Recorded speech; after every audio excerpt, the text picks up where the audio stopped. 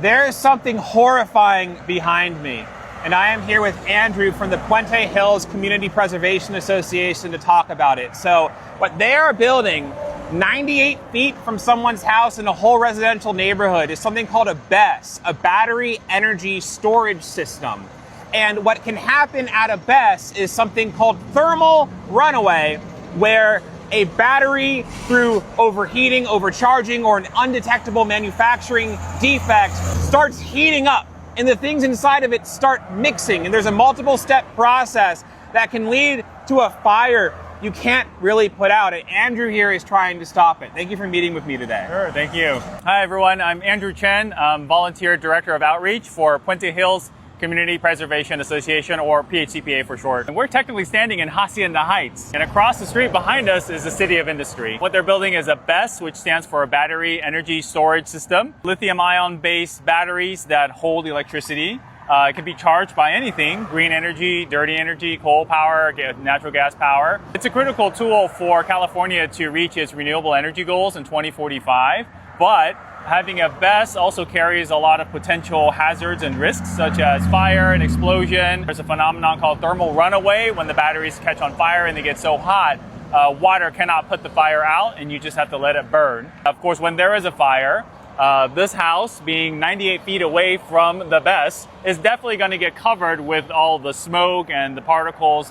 Everything else that's burning inside the battery container, the plastics, the wiring, the metals, all that stuff is not good to breathe in. When a battery catches on fire, because of its lithium ion phosphate chemistry, when it comes into contact with the moisture in the air or the water from the fire suppression services, it can form something called hydrogen fluoride, which is a very toxic chemical that bypasses your skin. It can give you a lot of respiratory issues. While this is important for California's green energy goals, does it need to be right next to homes in Hacienda Heights? And the concept of a BESS is broadly important to clean energy goals, because if you are collecting a bunch of solar energy or wind energy, you can store it that way. But as you were telling me earlier, you don't think that is why they are building this particular facility? From what I can see and understand, there is no green energy generation around here. It's just here because just a couple miles down the road, also in City of Industry, the Puente Hills Mall of Back to the Future fame has plans to be turned into a data center. So in order for that data center to go in, the developer has publicly said it's about 7 megawatts, which, to put that into perspective, is the equivalent of adding 6,000 new homes and then using electricity. This is a private business that's installing this. If I ran a private business, I would want to buy electricity when it's cheapest at night and then sell it back during the day when it's expensive to make a profit. Who has been communicated to about this, and in what manner? Like, the process is complete. They're permitted. You can hear them constructing right now. But during that process, they're required to notify within a certain radius, a minimum 300 feet. From what we can see through public records requests, 35 mailing addresses were printed. And these go to not occupants, but to property owners. So if you're a renter here, it's possible you didn't get a notice if any was mailed out. We just saw the labels. The notices have only been in English. And for reference, Hacienda Heights is almost 50% Asian American speaking an Asian-based language, and also 50% Hispanic speaking Spanish. If you look at where these places tend to be put, even if you correct for income, disproportionately communities of color shoulder the burden of these industrial pollution risks. That's correct. As part of environmental racism, because the developers broadly understand, this is not a particular accusation against this development, but just broadly they understand that the communities of color have less political power and can do less to stop it. Hacienda Heights, Roland Heights, these areas are already defined by LA County as disadvantaged communities. These communities already see more pollution and burden from industrial developments than other parts of LA proper. And you're absolutely right. I think, again, this is not an accusation, but for children of immigrants, immigrant families, I think a lot of the focus is on surviving,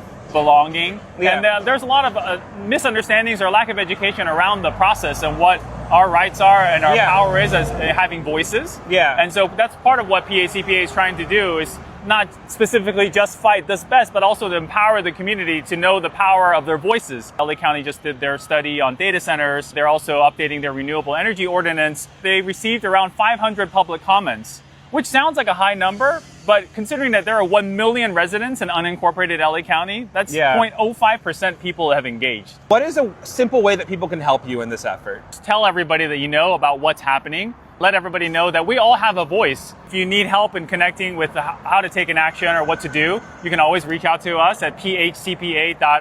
And also, if you have the means and the capacity to, a litigation is very expensive. So PHCPA, we welcome any sort of donation, $5 a month, whatever you can offer. So far, the community has donated almost $36,000 to date. Wow. And this is just through micro donation that's powered by you. So I think all of you are allowing us to stay in the fight, and we really just need to get to the end. City of Industry has millions of dollars, and I think they're going to do everything that's legally available to them to just keep us in the procedural area so that we run out of money. Right. I think would be ideal for them. So I want the community to show them that there are more of us than there are of them. Yeah. And we're going to stay in this fight to the end. Thank you for your support. Again, reach out to me for any questions. I really respect what you're doing. Thank you.